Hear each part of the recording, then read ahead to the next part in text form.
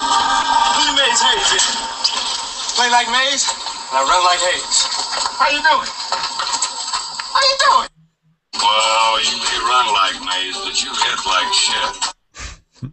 You trying to say Jesus Christ can't hit a curveball? Look like a banker in this. Listen to the roar of the crowd as the Indians take the field. Just a bit outside. Up your butt, Joe Boo. Out of town. I'm too old to go diving in a locker. The American Express card. Don't steal home without it. I didn't know who she was. I swear to God. Sit down, Charlie.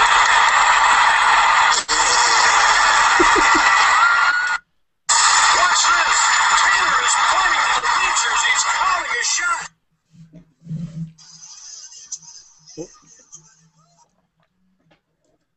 Oh, well, that's it. I so the last one. Well, this is the last one. Here you go. Well, basically, the Indians win it. Okay, yeah, I messed that all up. I turned off the speaker. Duh.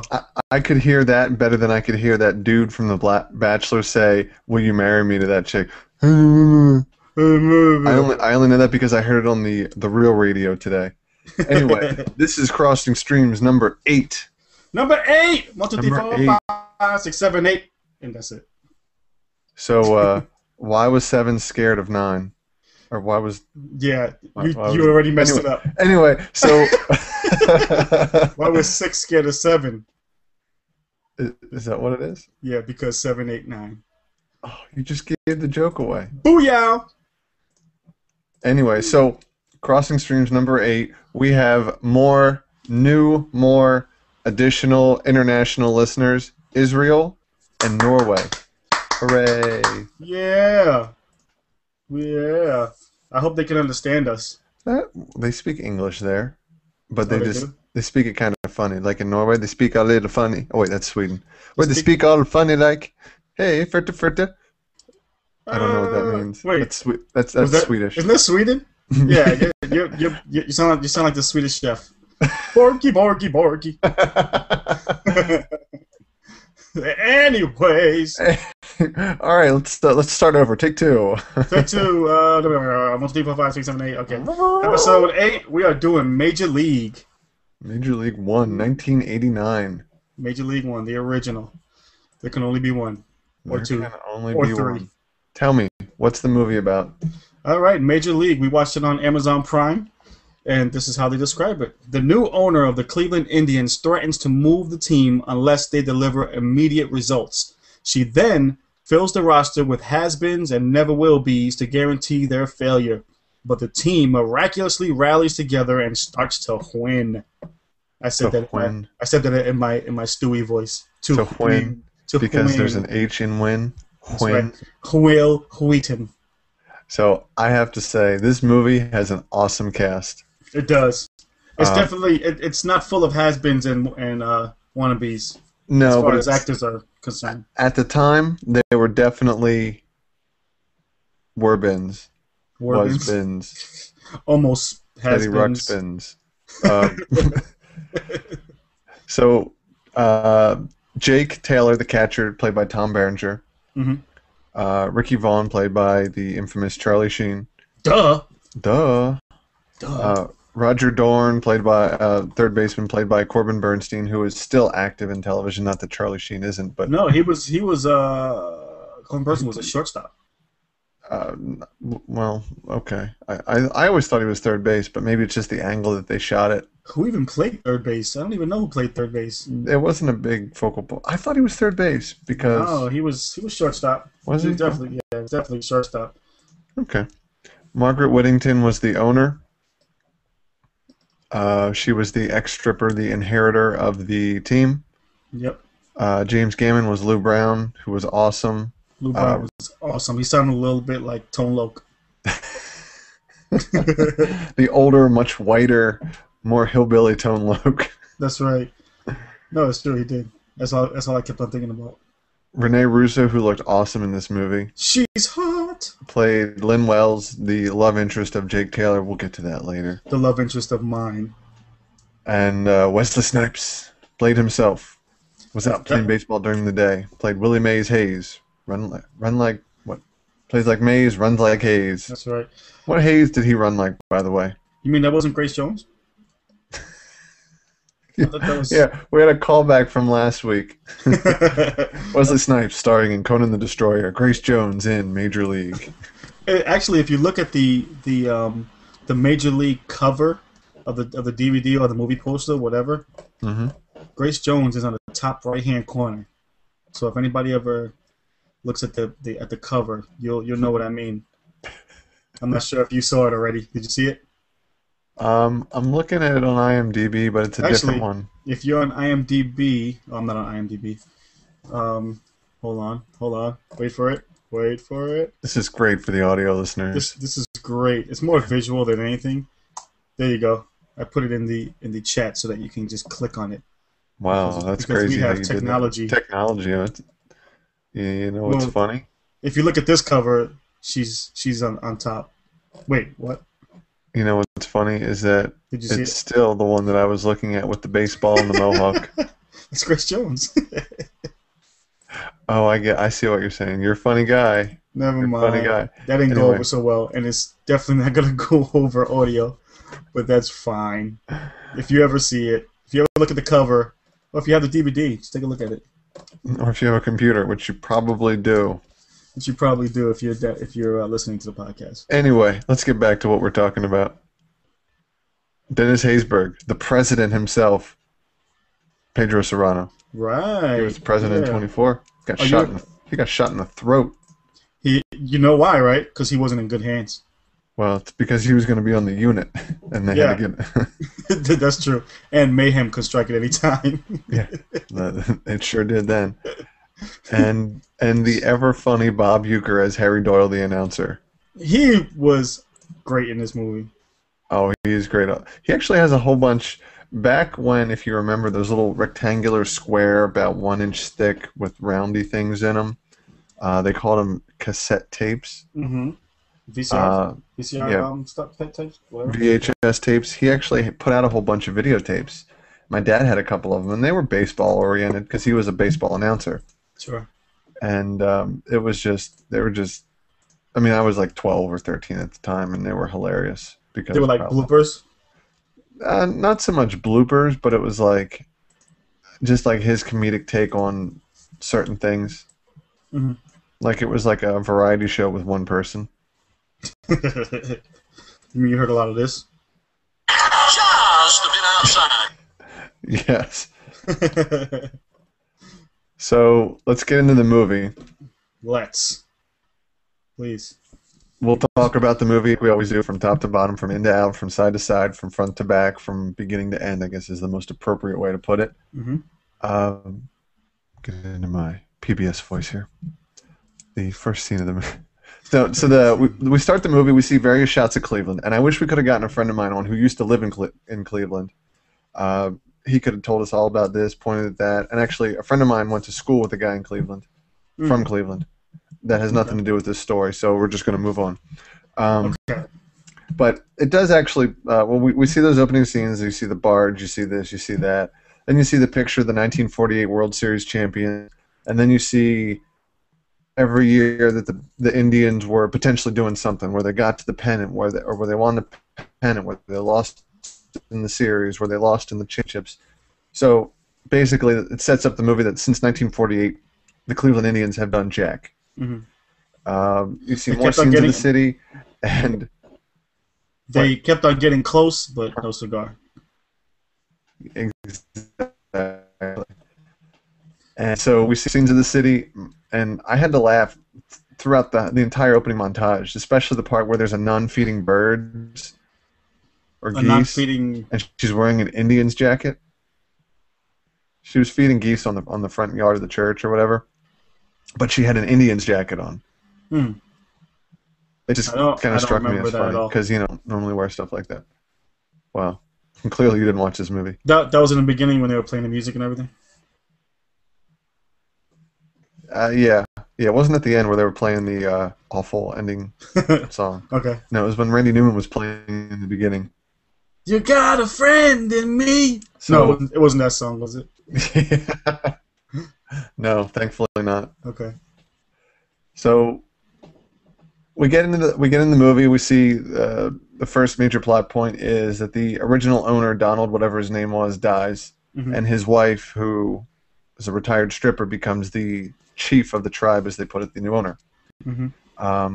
Her first order of business with the board, the team, invite these people. Here's an invitation list. Invite all these, as it's later put in the movie, these has-beens and these never-will-be's. Invite them to training camp. And this one guy looks at it and he says, "This guy on here is dead." Right. It's like, well, don't invite him then. Right, exactly. I mean, if the guy's dead, then you don't invite him. It's pretty obvious. Exactly. Why would he even bring that up? Fool. Well, maybe he was a comedian. Oh, okay. That makes sense then. So then we realize her true intentions are based on the contract, which she did her homework. If the overall yearly attendance drops below 800,000 paying ticket holders, then the team is no longer obligated to its lease to the city of Cleveland. Right. So basically, if they suck, they'll be able to move to Miami, and everything was pretty much all set. She had spoke to the people in Miami, and everything was good to go. She had a tentative contract. Yep. Yeah. All she had to do is have a sucky team. And on paper, at first, it looked like she wasn't going to have a team at first, because when they called everybody, including Lou to be the manager and all these other players, they seemed like they had anything better to do. Right. And they're like, "Hey, how would you like to play Major League Baseball?" "Well, how would you like for who?" "Well, the Indians." "Well, let me get back to you." Yeah, Lou was a funny one though, because well, I don't know. I got a guy on the other line who's a little talking about white wall tires. Right. So that brings me to my first breakout question. Have you ever had a dream job or a dream offer or a dream in general that I don't know how to word this, where you have either had to think about it or had to turn it down because even though it was your dream, it was like bottom of the barrel of your dream? No, never. Like, "Hey, what's your dream?" "Well, I want to sing the national anthem at a Yankees game." "Well, here's what we can offer you. How would you like to sing the national anthem at the Little League game?" Well, it depends on if I have another guy on the line looking into white wall tires. First things first, Yeah. Well, like Dilated People says, first things first. But I've never been in that situation. So, and then the next scene we come to all the players are arriving at camp, and I just love all the way they arrive. Like Charlie Sheen or Rick Vaughn rides up on a back of a motorcycle with a garbage bag of clothes. Yeah, and they do the secret handshake in front of everybody, and they mess it up. They don't even bump right. Well, it was the 80s. Bump. Yeah, that's true. They were just starting fist bumping. Yeah, it was. And then Wesley Snipes pulls up in a punch buggy Rolls Royce with a Rolls Royce front. You know what it was? It was a smart car with a body kit on it to make it look like a Rolls Royce. Yeah, it was weird. I was like, "What is that?" Because when he's pulling in, it looks like a Rolls Royce until it turns. It's a punch buggy. Have you seen those smart car body kits where it looks like a Ferrari or a Corvette? I have not, and I hope I do someday because I will hit the floor. I think that would make you laugh so hard. Remind me. I'll show those to you later. They're if only there was a place that I can go to like just search this stuff up. It's crazy. There is. It's called the Library and the Encyclopedia Britannica. Yeah, but I can't. I'm still waiting for the sales guy to knock on my door. Oh man, I remember when they used to do that. How would you like to buy this? That was the 80s, baby. That was the 80s. That was the early, very, very, early 90s. Yeah. Like 91. Like when House Party came out, that was over. Because everybody was too busy dancing and getting their hair cut. That's true. and wearing Adidas suits. Yes. Or was that earlier? Anyways, so my favorite part of the whole training camp, at least the first part of it, was the night they took before the first day of camp. 4 security guards came in and took out Willie Mays Hayes by the bedposts. Yeah, they just picked him up and set him outside. Yeah, they didn't even wake him up. They just took the whole bed and put it out there. Yeah. Well, and he didn't wake up, until the next day. He didn't, but the other guy did under him. Yeah. Well, sorry, I heard that as soon as I said it. The other guy that was sleeping on the bottom bunk. He woke up and just stayed there. Yeah. Well, what are you gonna do? Hey, no, stop! Put him back. There's nothing really you could do. Did you notice when Roger Dorn pulled up? He pulled out. He had his golf clubs with him. He took them out the car. Why did he bring golf clubs into the clubhouse? There's no point. I don't understand why he did that, first of all, and second of all, why and kind of to skip ahead a little bit, when we see Jake go to Roger's house, he's got that. What kind of car was that anyway? It was an old 30s or 40s car. Oh, outside that was parked there. Yeah, that's the same car that he drove into the training camp, into spring training. Mm-hmm. So why? I'm assuming that he drove that from Cleveland, where he has a house, to Arizona. I mean, I'm looking way too far into this, probably, but I didn't even realize that. But why would you drive that? He's got some miles on that baby. Yes, he does, and it was a convertible, obviously, but. Mm-hmm. And he carries his golf clubs everywhere, and gets his club warmers stolen from him by Serrano. That was funny, and he had that on his bat the whole way through the movie. He did. the continuity of this movie was really good, but again, we're skipping way too far ahead. Except for the golf clubs and him driving his antique car across country. Yeah. So they got 2 marks already. Right. Speaking of Serrano, now I speak Spanish. He had the worst Spanish ever. He was Cuban. No, but he's not Cuban, and it's pretty obvious when he's talking that he doesn't speak Spanish. And I didn't notice this when I was a kid, but being older, I noticed that his Spanish is awful, really bad. How so? There's certain words that he was. It's the way that he was. The way he was pronouncing some of the words, it was a little. I think it was a little too perfect. Like he was trying too hard, which I can tell that he doesn't know the language. You know what I mean? I don't know how to explain. Like he memorized the lines, and he had a dialect coach. Right. To learn the lines, and it wasn't as you would say it in every day. It wasn't natural. Sure, that makes sense. Yeah, it wasn't. It was kind of like Conan when he first. Arnold Schwarzenegger when he did his first movie. It just doesn't. Well, he still doesn't sound natural. Well, Hercules in Brooklyn or whatever. Right, Hercules was. Oh my God, they overdubbed that like a. Well, they had to. They dubbed him. Yeah, I really hope that comes on Netflix at some point. But yeah, you could tell it just wasn't natural. It was pushed. Mm-hmm. It was too much. That makes sense. Mm-hmm. So, go. No, so go. All right, bye. So, how about the gross picture? Which one?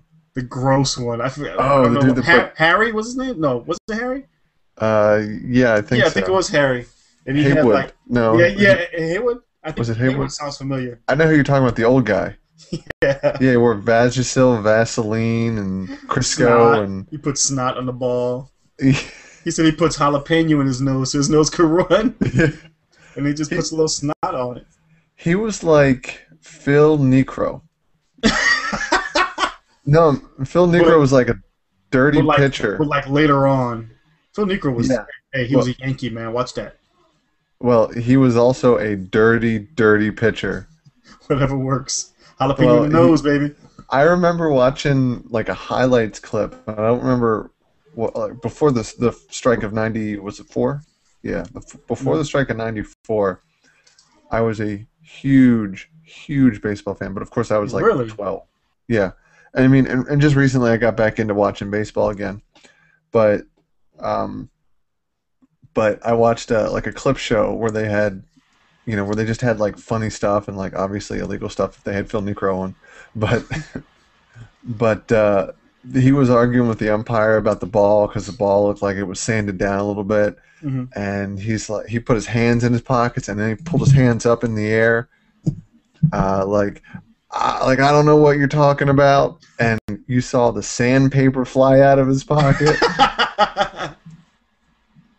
So he was obviously trying to hide it, distract and that I don't know what you're talking about. And he like threw his hands up and there went the sandpaper, hoping that it blew away.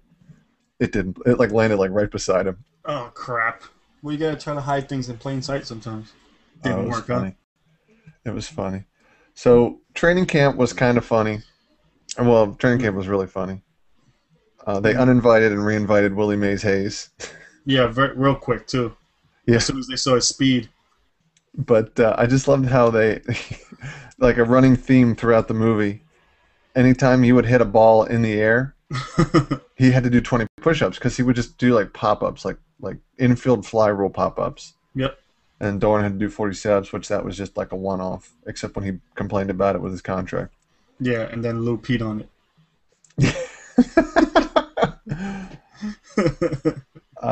There were, I think, 3 total training camp times, so to speak, different days and whatever. The day 2, I don't think there was much going on. But then day 3, or, well, whatever, we assumed to be the end of training camp where they had a final scrimmage. We saw a practical, where the last cuts were being made, we saw a practical joke, the first practical joke where Dorn put a red tag in Vaughn's locker. Which was like a post-it, right? Yeah, more or less. More like a shipping tag or toe tag, Oh, yeah, toe tag. Yeah, of course, yeah. Out of here. So, toe tag cash. Okay.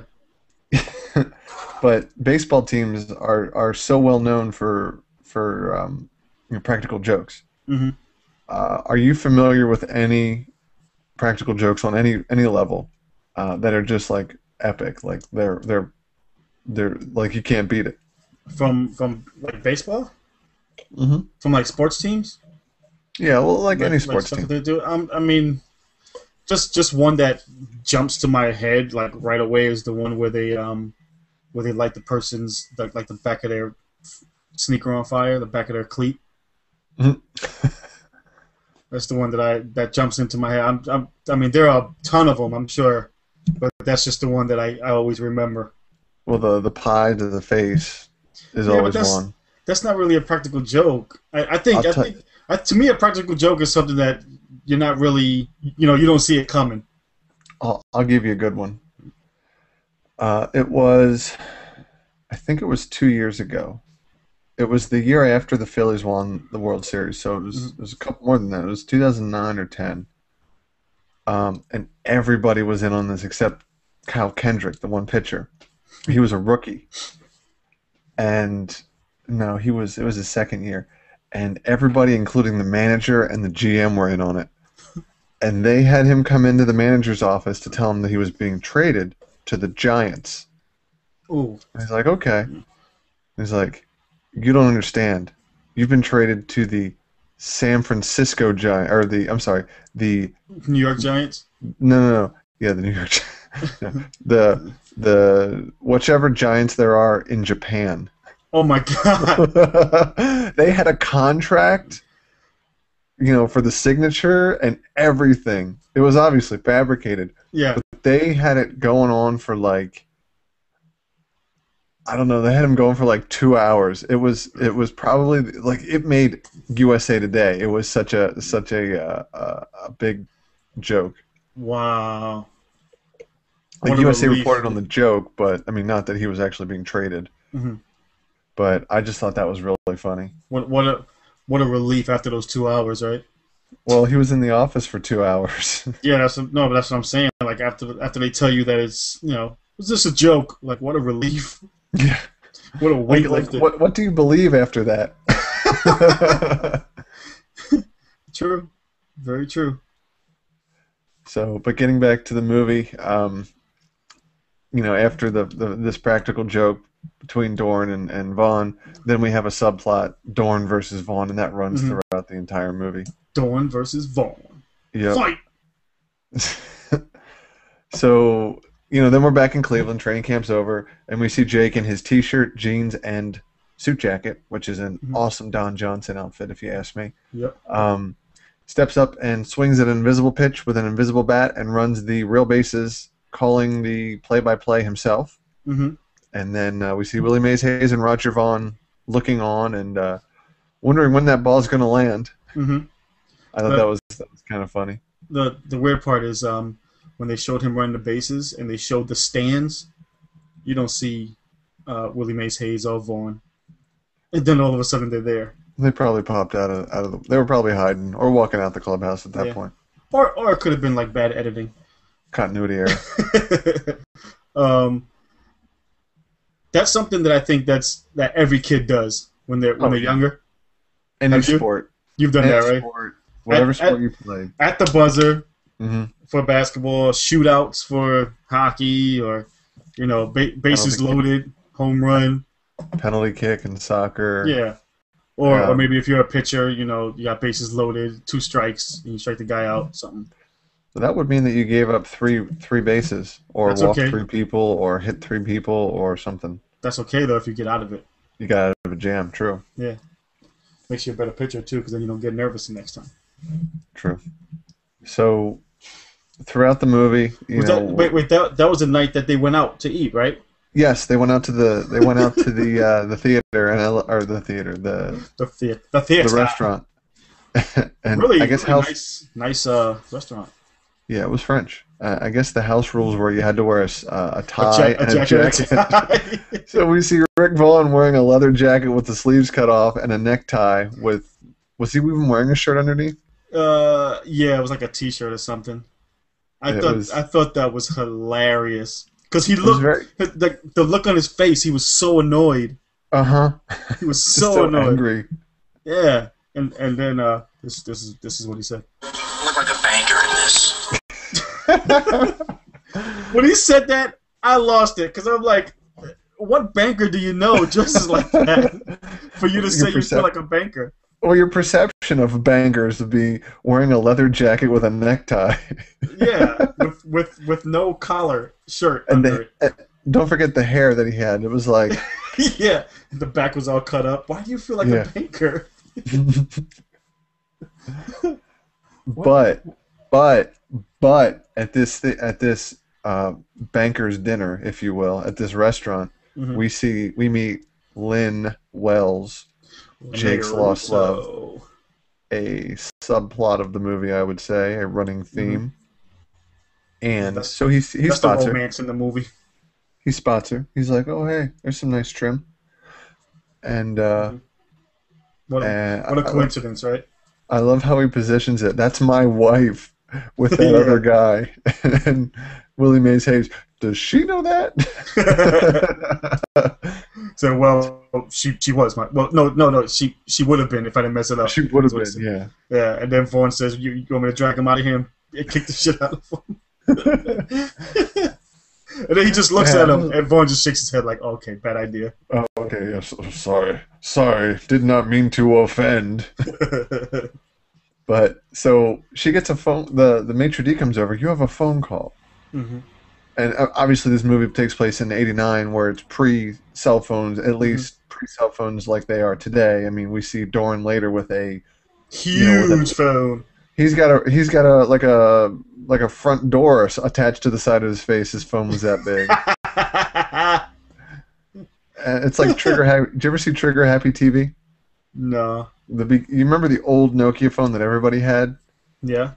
So they have at the beginning of the show, like the first scene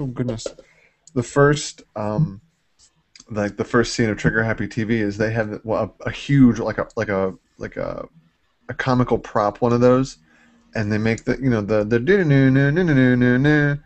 and then he's in like the quietest place is like a library, or like a bathroom, Mm-hmm. and you hear that go off, and then you hear him just screaming in the phone. He goes, "Hello, yeah!" And he just screams nonstop into this phone. Like it's British, so I guess it's. Oh, okay. Yeah, I wouldn't get it until they translate it into American. Until they translate it to English. Right, just like the Office and other shows like that. And The Office. Yeah, speak English. The Office. He you know what? It's one of those. It's a huge phone. Looks like, and it looked like he was calling in an airstrike. Oh my goodness. Yeah. Well, that or he was doing a wire transfer. You put the old analog cell phone in the suitcase, and then it's got all of a sudden it's got internet access. Yeah. Why not? Why not? So, anyway, way off the beaten path. She gets a phone call at the front desk, and it turns out to be Jake. So, I have a question for you. Have you ever been somewhere, maybe you forgot your phone, maybe your phone doesn't have signal, or your battery's dead, or whatever, or you just didn't answer it, and someone calls the front desk looking for you? Never. Never. That's what voicemail's for. That has never happened. And that's not the first movie I've seen it in. I've seen it in a lot of movies and TV shows, but from that era. So maybe, you and I were kids. Yeah. So maybe that was something that was common. If you were going to the restaurant, you tell your wife, "Hey, listen, I'm going to be here, or I'm going to be there." Someplace, and maybe that's how they call them. But I mean, I've never been in that situation. I don't think I would have been in that situation, to be honest with you, because that's I don't know. That would have creeped me out if I was her. I'm like, who knows I'm here? Yeah, well, absolutely. But then obviously it unravels really quick that he sees her, he's looking over at her from the bar and says, "You're wearing this dress with that sash," and blah, blah, blah. Yeah. And then she gives him a bogus number. A 555 number.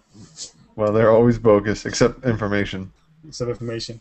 But they're not even 555 anymore. They don't even do that anymore. Well, 555-1212, whatever area code you're in. Yeah. But I mean, in movies, they don't even do 555 anymore. Oh, yeah. They give out their real numbers. They don't think anyone will call. From what I heard, this is what I heard, a lot of movies do this. They if there's a number in the movie, you can actually call the number, and it'll give you, like, show times for that movie or something like that, or something about the movie. Lost did that with the Dharma Initiative. Okay. Where there was an actual phone number, and you could call it, and it would just kind of play like propaganda. Like it was like a unnecessary but additional content. It was like bonus features on the DVD. And it had something to do with the show, right? Yeah. Yeah. Anyway, so that's that. So opening day comes, the first game. You can see. Anyway, the coolest scene in the movie, I have to say, is when he is shaving his head with that gigantic knife. That's what I got down here. Knife shave. So who shaves like that? So here's a question for you. Have you ever done that? Never, man. I would be so nervous to do that. Have you ever thought about it? I thought about it after I saw Serrano doing it. Dude, I'm always I always try to play out the semantics in my head. How would that work? What angle? How sharp? Well, the thing about it is that people get nicks with just a regular razor. Yeah. Imagine doing it with a knife. Holy that was crap. Pretty cool, though. He was sliding across that ball head. So, first game, we meet Bob Uecker, Harry Doyle, in the movie. And then, granted, we've seen them throughout the movie at the diner, talking about it, but we finally meet the diehard tribe in their in-game personas, if you will, dressed up, ready to go. Man, they are fans. Oh, they are fans. You know what? I would compare them to Clint Howard and his bunch of goofies in The Waterboy. Oh, okay, yeah. They're the diehards. They're right. They're always there, no matter what. Yeah. So you're probably pretty excited that the Yankees. Well, and I don't know. You tell me. Are the Yankees really the Indians' like nemesis the way they were portrayed in this movie? Yeah, they're rivals. Okay. I liked when Vaughn went up against Haywood. That's the guy who we were talking about, not the pitcher. He's got a killer handlebar. Yeah, he does. He sure does. I love how he hits a home run, a grand slam, because Vaughn walks the side. And I love the banter between Pepper, the one coach, and the pitching coach, and Lou, the manager. He's like, well, let's see how he does. And then he hits the next batter. And he's like, that's interesting. He's like, interesting. You know what I like about Lou? Lou reminds me of what the heck is his name? Ron Swanson. From? Parks and Rec. Oh, I don't watch that show. You don't watch that? Oh, man. No. Watch one episode just so you can understand what I'm saying. Watch it right now while we're doing the show. Yeah. Okay. Here, I'll just put myself on mute. Okay. He was in. I know who you're talking about. He's the guy that gets memed all the time about mustaches, right? Yeah. He's like a man's man. Sure, he is. He was on George Lopez show too. Who? Ron Swanson? Yeah. Okay. Oh, was he? Yeah. He came in the last 2 or 3 seasons. He dated George's mom for a while. Was he like that on the show though, like a man's man type of guy, or? I don't think so. Okay. He's kind of a bumbling idiot, to be honest with you. Okay. He's a good actor then. Yeah. Oh, absolutely. But I love how this first home run from Haywood, how it's described. This guy hit a ball that hasn't. The last time I faced this guy, he hit a ball that hasn't landed yet. Oh, that was at the end. Yeah. Okay. Yeah. So obviously he gets thrown out, and him and the ref talk to each other, or the umpire. Him and the two of them talk to each other a couple. They say nice things like, "Good game. Talk to you later. I'll see you in the showers." Things like that. Where they didn't say anything like that actually. They didn't say anything like that. No, they said a lot of not so nice things. So then Jake, game's over. The Indians lose. Go figure. Jake tracks down Lynn. She is now a librarian and has given up the swimming and the athletics, which is a shame because, man, with a body like that, she looked like she was still an athlete. It still looked like it. Let's not forget he tried calling her from a payphone too. Again, those payphones were everywhere. When was the last time you seen a payphone? And not like in an airport. I actually had this conversation with someone not long ago. And I started the conversation by saying, have you noticed that payphones are starting to pop up more and more? Mm-hmm. Because where they used to be, the booth was there, but there was nothing, no phone. Right. And then they started popping back up again. Really? Well, this was in Pennsylvania, and this was about a year ago. Give or take. I mean, I don't really make my way out of the house very much anymore because, I work from home. Yeah, whatever.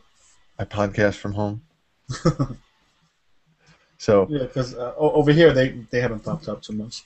No, you live in that upper crusty pinky out area. I don't even know what that means. People don't need payphones there. They're just pinky out. Pinky out. I have a cell phone. What do I need a payphone for? La-di-da. Whatever. Look at me, the millionaire. So the team is actually on a winning streak. So, there's 162 games in baseball, or in a season, not including playoffs, but the team's on a winning streak. So the owner decides that they need to take away amenities. Mm-hmm. So the airplane becomes a piece of crap. It's no longer a nice airplane; it's a junk airplane. Yeah, did you see at one point they were duct taping the propeller? That was when Dorn was on his shoebox. Yeah, exactly. He had a toaster with an antenna on it. I think that was like a remote control boat thing. That was the antenna for the boat. It was like 4 miles away.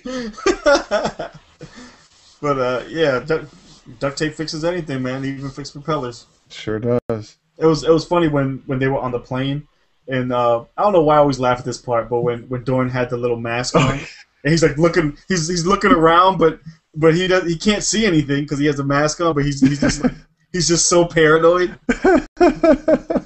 I laughed at that part too. That was a funny part. Always makes me laugh, and he's not even doing anything. He's just looking around in paranoia. Oh, I love the part where then after they land, play their next game, get home, whatever, Jake is still chasing Lynn.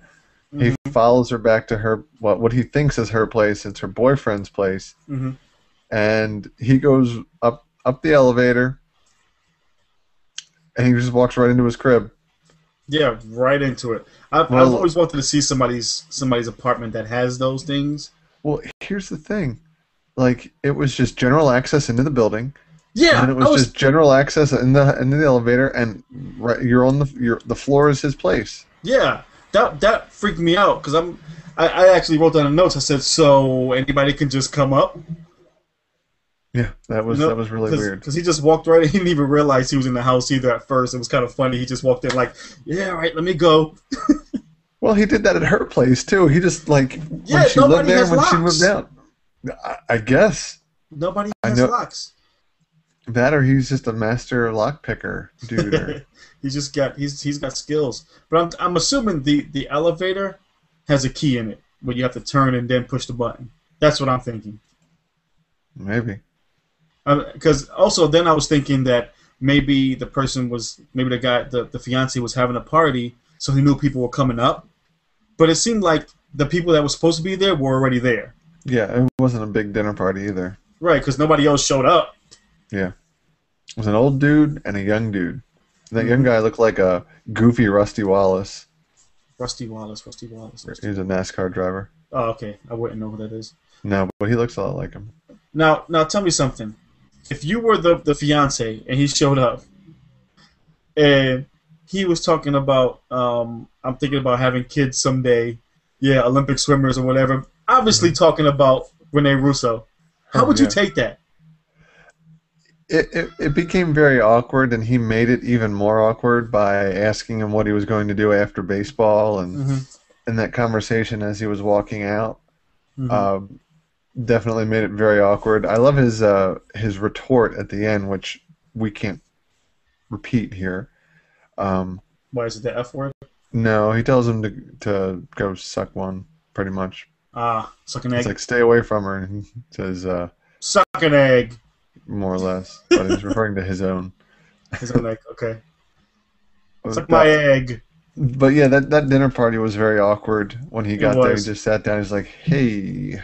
I would have been so uncomfortable. Oh my god. Oh, I would have loved it. It would have been like you have to laugh at it, like I mean, he's a very awkward person to begin with. Right, and as soon as he walks in and realizes it. He has that look on his face like, oh, shit. Sure.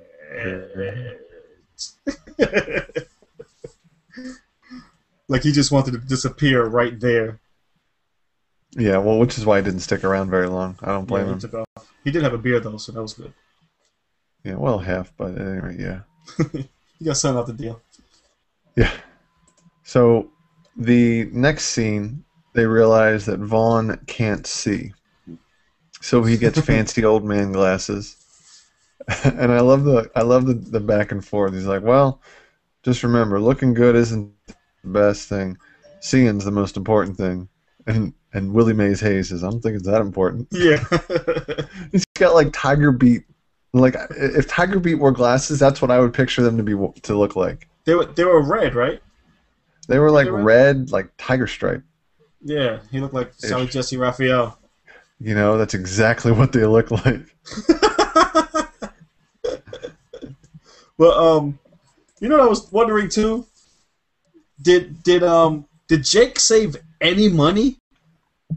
Because he seemed to be like when they talk about him, they talk about him being like a former all-star, great player, whatever. He didn't save any of that money because he is driving the worst jalopy. Oh. Like it's crazy. That car has to be the worst car in a movie ever. It's in the worst shape. Oh my gosh. I think that car ran worse than one of the 39 wrecked cars from Days of Thunder.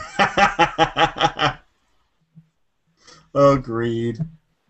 And he lived in, I guess, like him and Dorn, or not Dorn, him and Vaughn and a couple of the other guys lived in like a team hostel or a team house or whatever. Because like, you know, he didn't live, and you didn't see him living anywhere. I mean, he was playing in Mexico, so who knows if he had assets down there or what the case was.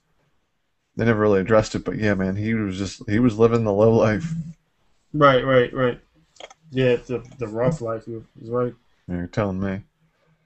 So the next scene, the hot water heater in the whirlpool stop working, or the hot water stops working and the whirlpool breaks. And you know, where you play at the top, I'm too old to go ducking into a corner or reaching for a towel, or ducking into a locker and going for a towel. Yeah, so he's just standing there naked. Let's see here. Did you think though? I mean, at that game or the next game or whatever, Lynn's in the stands, and Jake sees her. So she's kind of. Is it me, or did she come to see him play like she claims, or did she come to see if she had moved on, if she was ready to marry Tom in October, by the way, or you know, what was her purpose? Do you think? What was her purpose of being there? She was there to see him, I think. She had great seats I think too. So.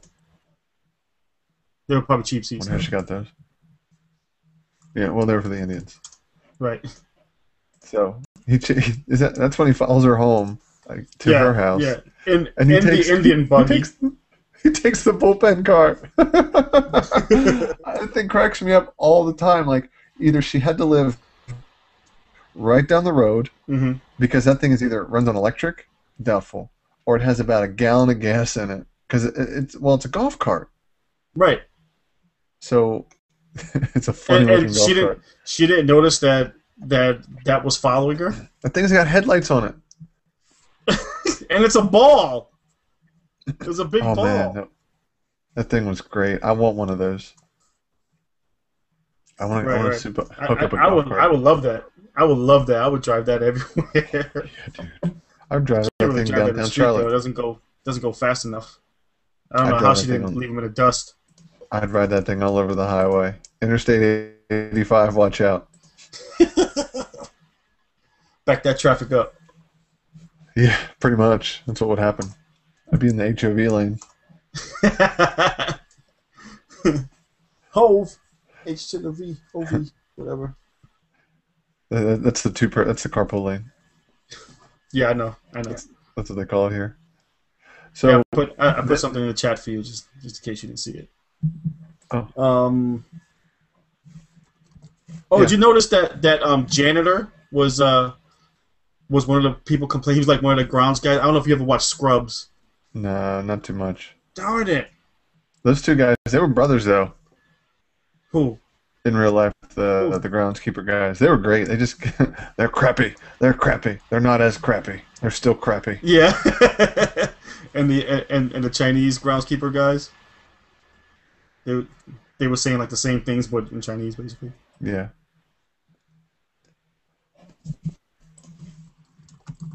So at this point, then the airplane, the airplane gets traded in for an old, beat up, broken down bus. Right. This bus was hilarious. It was just the biggest piece of junk. I think it was just as much of a piece of junk as the airplane, but it sputtered and kicked back a lot more. At this point, we're playing the Indians are playing the Yankees again. Vaughn pitches to Haywood. Haywood again crushes it. I think this is the one that hasn't landed yet, as they refer to at the end. Right. And about the bus and the plane, they always have bad weather. Oh, always. It's never like a nice day. And it's always night. Yeah. Well, it was daytime once, I think, but most games are played at night. Then at this point, it's when Charlie Donovan, the GM, who comes down and tells Lou Brown, the manager, that Rachel, the owner, of her plans to get such a worthless a worthless team that she can get super low attendance and move the team to Miami. So Lou does what any motivating manager does. He gets a cardboard cutout of their former stripper owner and says, we need 32 more victories. The way I see it, we need 32 more victories, blah, blah, blah. And with every victory, they take off a piece of the leopard print dress, which was very apropos for a stripper / former stripper. Then we see Anthony played the American Express commercial, "Don't Steal Home Without It." You know, I think it's pretty popular, pretty famous. One of the things that this is one scene that I never forget, even if I forget the rest of the movie. Dorn's wife sees him as they celebrate. She sees him sneaking into a room on the news with another chick. And that's after they win, actually, their final game. So now they're tied with the Yankees. So she does what any woman would, well, I guess anyone would do, was to get pissed off. At that point, she goes and she tracks down Rick Vaughn, who has just been told that he's not starting the game against the Yankees. He was a little sad about that. He was very sad. So she comes up to him at the bar and says that he is the saddest, most pitiful excuse for a man. For a woman. Yeah. He is a pitiful excuse of a woman. And that he could use a friend.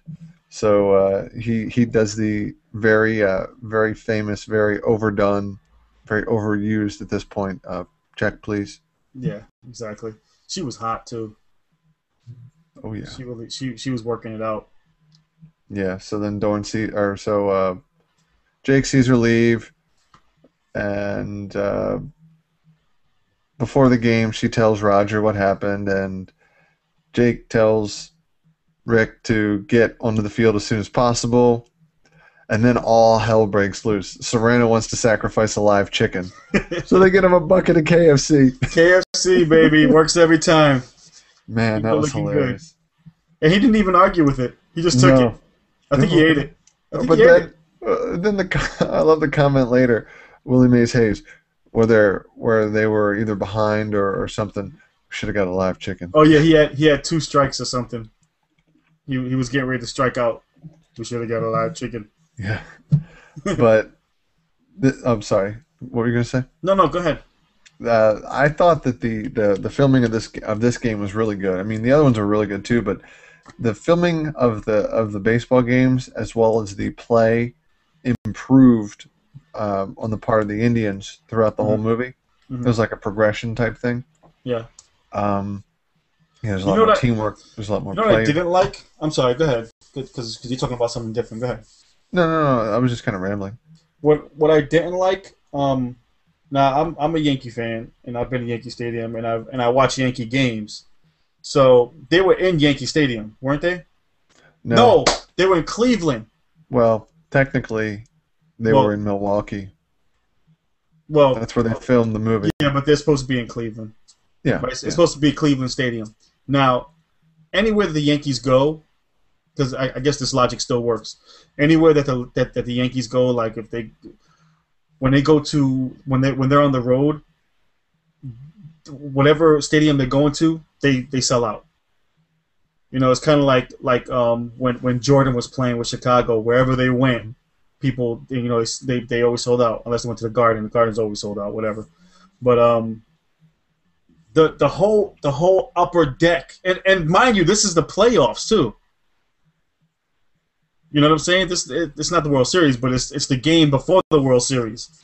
So it was a single game playoff for the pennant. Oh, that's right.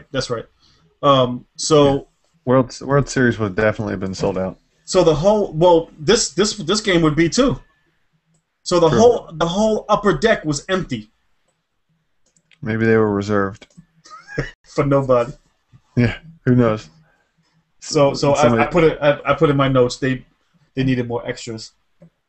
I didn't take notice of that, to be honest with you. It was totally empty. I didn't take notice of this when I've watched it way more than 28 times, and I've never taken notice of it. But since we started the show, I start to look at stuff a little differently. So I just happened to notice it. You know, that I was like, wow, that whole upper deck is just gone. Yeah, I'll have to go back and look at that. which means that I'm not going to go back and look at it at all. Exactly. Until you watch Major League again. Well, yeah, true. Because you're going to watch it again at some point. Well, we'll get to that. It's not like Conan. Sorry. We'll get to that. So, during the game, it's a back and forth. It's tied at the at the top of the ninth. Mm-hmm. It's tied, and the pitcher who I don't remember his name. The dude, the pitcher guy, the nasty old guy. Yeah. The curmudgeon of pitchers, if you will. And he can't throw either. No. I loved how pitch. He looked like he was pitching toward the end of it like that dad on that VW commercial. The one that looks like he's a righty, but he's throwing lefty. Yeah. He's like shot putting the baseball to his kid. That guy. And it's funny because they only show the kid throwing it. Yeah. And then you look at the dad throwing it, you're like, oh, he's doing exactly what he sees his dad do. He's doing he's combination shot putting and doing the Apache dance. I don't know what he's throwing his feet out and everything. I don't know what he's doing either. Yeah, it's wow. He's doing the Cotton Eye Joe dance. It's all about spending time with your kids, though. Whatever you gotta do. Yeah. So the game is back and forth. It's tie. Was this after Serrano tied it? Well, it was. Or did Serrano tie it? I don't remember the order. That was in the beginning of the. I think he hits a home run after he tells his bat off. Yeah. He told Joe Boo off. True, he did. Yeah. Although, did you notice that the pitcher had Joe Boo beside him on the warm up? Yep. Yeah, right next to him. Well, we completely passed that part when he drank the rum. Yeah, he drank Joe Boo's rum. He said it is very bad to steal Joe Boo's rum. Yeah, he got hit in the head with a bat. Yeah, right after that. Too bad. But you know what I didn't get? I wrote this down so I can remember. Serrano. This is in reference to Serrano. He can catch a fly, but he can't hit a curveball. Or a breaking ball. Well, yeah. Well, breaking ball is a curveball. Well, to a degree. But he grabbed the yeah. Well, he was fly? in the zone. Auto he zone. Wasn't. Auto zone. But yeah, he caught the fly. I mean, I'm assuming he's in the zone when he's at the plate too, but I guess not. His batting average had to be terrible. Oh yeah. Because if I was a pitcher, I would always throw him a breaking ball. Yeah. Always. I would never throw him a fastball because he'll lay into it. His batting average had to be like 58. Yeah, that's definitely not good if you're in the double digits. Yeah. So I put Harris as the worst pitcher because he was pitching so slow. Oh, terrible. He was. Well, that's why it was the final out of the game. They bring Vaughn in. Yeah, wild thing. Oh, I'm sorry, final out of the top of the ninth because the game was tied. Mm-hmm. They bring him in, and that's when he said, I haven't. That's when I referenced it like 14 times already. Yeah, you did. Last time a guy hit a ball I pitched to him, it hasn't landed yet. Remember they said the pitching coach said, "Are you sure you want to bring him out?" Every time he faces this guy, he smacks it or something like that. He said, "Yeah, I feel like he's due." Yeah. Lou. And then we see the confrontation between Dorn and Vaughn on the mound. He says, "Strike this." I love watching this movie on cable because the edits are so bad. Oh. Instead of saying "strike this mother effer out," he says, "Strike this guy out."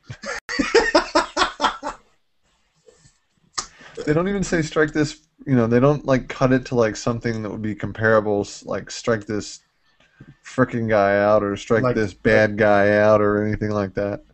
Yeah, it's funny. If you ever watch Do the Right Thing on TV, there's a scene where Radio Raheem goes into the store to get D batteries for his big boombox, and in the movie, it's an Oriental place, and they're asking him what size battery he needs, and he says D, and they keep on asking him, so finally he says D, mother effer D, but on TV he goes D, Mickey Ficky D. Well, that's like in Die Hard. In the first one, it's it's every movie. It's Yippee-ki-yay.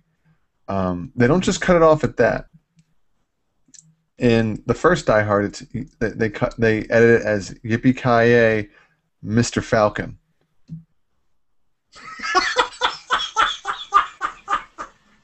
It makes no sense. Mr. Who? First of all, who's Mr. Falcon? I don't know. I don't know either. I don't know. I don't know. But let's get back to the movie. Back to the game. Different movie. So Vaughn strikes Hayward out 3 straight fastballs swinging. Mm-hmm. Hooray! Yeah. Faster and faster. By the way. True. By the way, Charlie Sheen in that movie was perfect for pitching. Well, he wasn't. He looked amazing. Yeah, but he actually looked good. You know, it wasn't.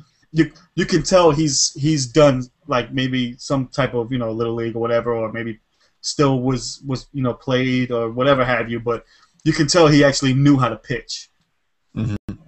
He looked like great pitching, and he really looked like he was throwing that ball hard too. Mm-hmm. So we get to the bottom of the 9th. Hayes gets on base. He legs out a single, an infield single. Then Taylor comes up to bat, and so they tell him what to do. Hayes steals second base, so he's in scoring position.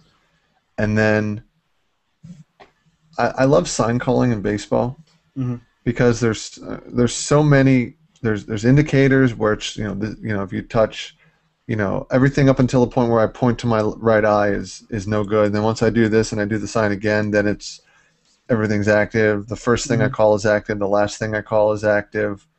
I'm just giving you fake signs, whatever. Sure. So Taylor then signs to Lou, and Lou signs to the third base coach. But what I find hilarious is Dorn signs it to Lou, and Lou says, "Well, I'll be. What's a hell of an idea? What the hell kind of sign do you have for I'm going to call my shot, and then I'm going to bunt while he steals third and then home?" What kind of signals do you elaborate signals do you have for that? I'm assuming that somewhere in there he just told me he's going to bunt. But I don't know what the other signal would have been. Man, that was funny. So I guess the signal calling is very elaborate. Yeah. So, but to kind of round out what I just said, Jake calls his shot. Pitcher the Duke, who threw at his own son in a little league father-son game, throws at Jake, gets him off the plate. Jake calls for his shot again, left field. And right at the pitch, Willie steals third.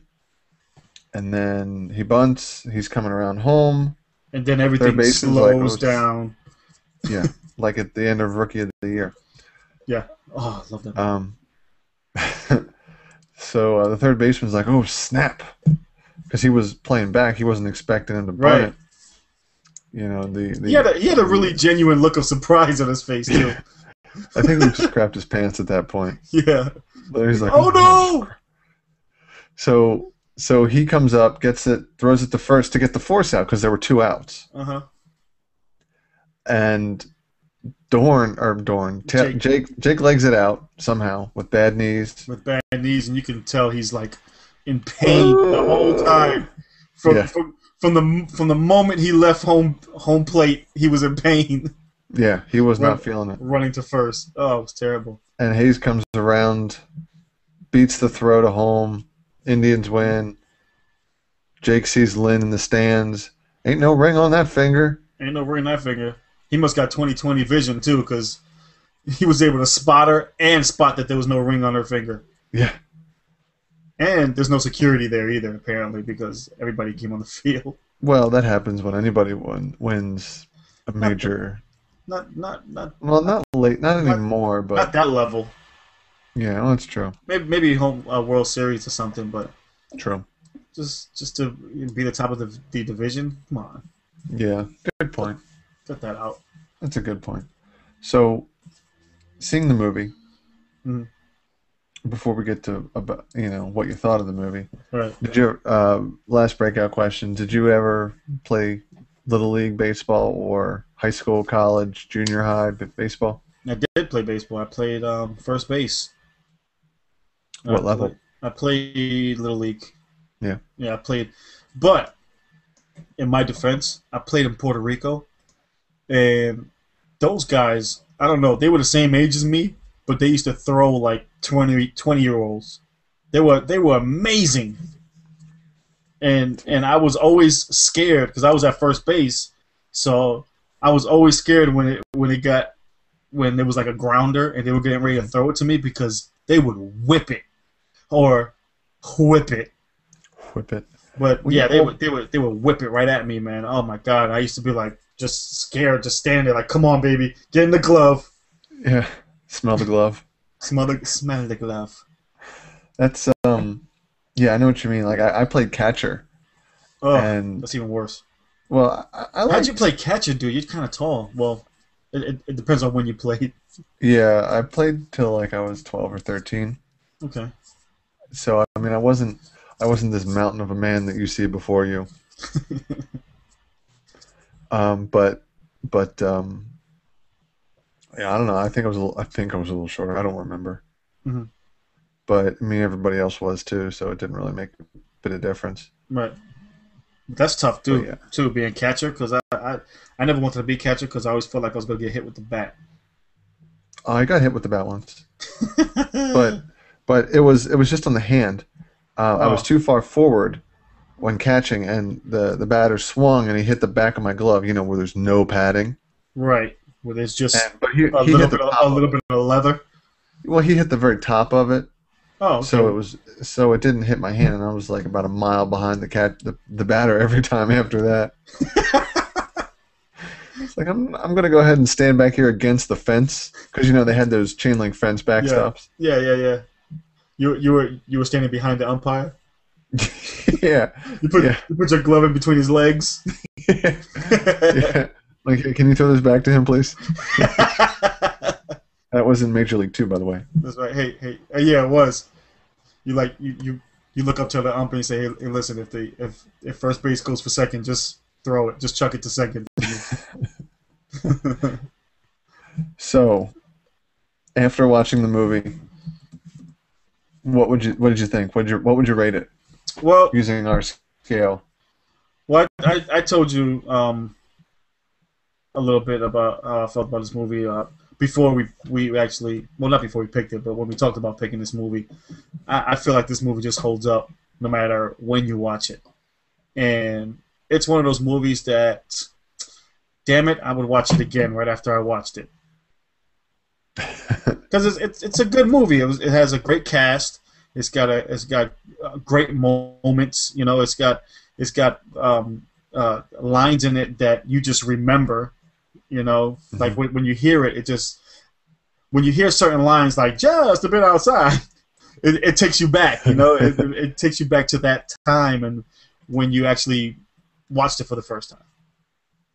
You can see the scene in the movie right there when you hear that. Every time you hear that. Yeah, and it's just such a that part that right there alone is just such a what's the word I'm looking for? Iconic. Yeah, it's an iconic line or whatever, a quote, whatever you want to call it.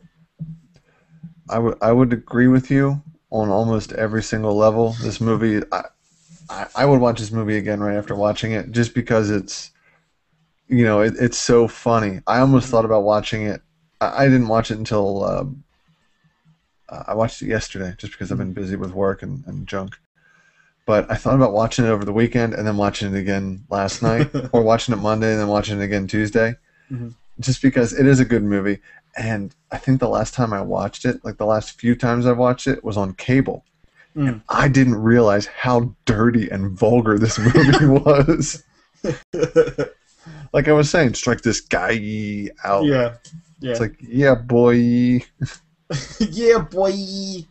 Strike this guy out. So I think, with our, let's call it expertise, in every sense of the word, but none, You did say worm, right? Yeah, I did. No, what are you talking about? To the worm.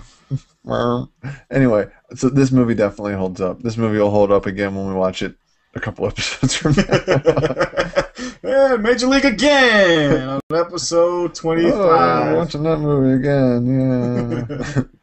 So, but you said you agree with me with almost everything except one thing. Oh, yeah, I don't remember what that was. I just want to sound smart. Okay, well then you agree with every level. Yeah, I agree with you. So I think we're done with this movie. Great movie. We're running way over on time, but are we?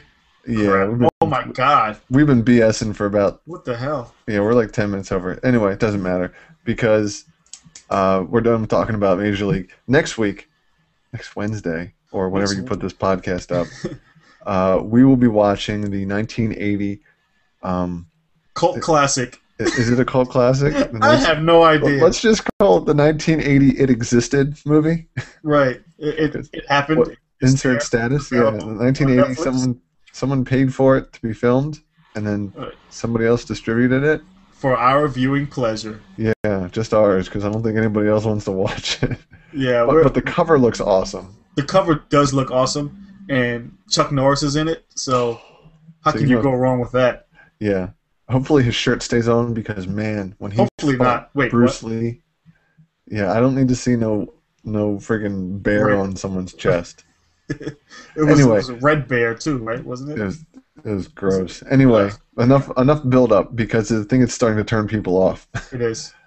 1980, The Octagon, starring Chuck Norris. The Octagon, which is a first for both of us. Good point. It is. Which is a first for the show, because some of the movies I've seen, some of the movies you've seen, but this is something that we both have not seen. So we're gonna dive into it, dive into a cold pool, and hopefully a cold pop, and hopefully it warms up while we're in there. So we'll be watching that. It is on Netflix. I'm secretly hoping it's as bad as we hope it is. I'm hoping it's on par with Bloodsport. Oh no, Bloodsport was all right. Yeah, but that's what I'm saying. I hope it's on par with Bloodsport. Yeah, that's true. So we're going to be watching The Octagon. So that's on Netflix. So if you got Netflix, you're all in. If you don't, find another way to get it. and that's all I'll say about that. Find another way to get it. And you can watch it, and we'll talk about it next Wednesday. If you want to join us, if you want to talk about it with us, I don't know why you'd want to. Email us, Twitter, Google+, Facebook. What else do we have? Our website. Leave a comment on our website. Yeah, leave a comment. We have no comments. I think I left a comment. I think. You can just go to crossingstreamz.com. So that's Crossing Streamz with a Z. We have a new look up there. I hope you guys like it. We seem to like it. So you can go on there. Our email's up there. We should just start directing people to crossingstreamz.com because from there they can get everything. Yeah. Well, they should also download us on iTunes. Rate us on iTunes. Right. You can search for us on iTunes. Search for us on Stitcher. At Crossing Streamz with a Z. Go to crossingstreamz.com and you can find everywhere that we're at. iTunes. Google Plus Community, Facebook, Twitter, it's all there. If you don't feel like going there, you can just search for us on all those social networks at Crossing Streamz with a Z. And if you want to be a guest, also contact us. We already had our first guest last week. We're looking for more, so bring it, people. That guy that's in Norway, come on.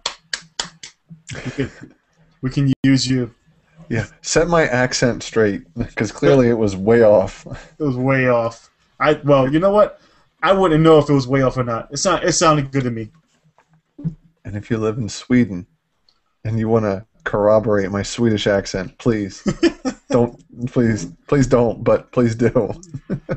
Right, and please be the chef, because that would be awesome if you at least dress like him. At least dress like him, and only use your hands. Yeah, so that's about it, right? That's it. We're done. I'm done talking. I'm done talking. So you got all the places that you need to find us at, and that's going to be a show. So, that's it. Good night, Sean. Good night.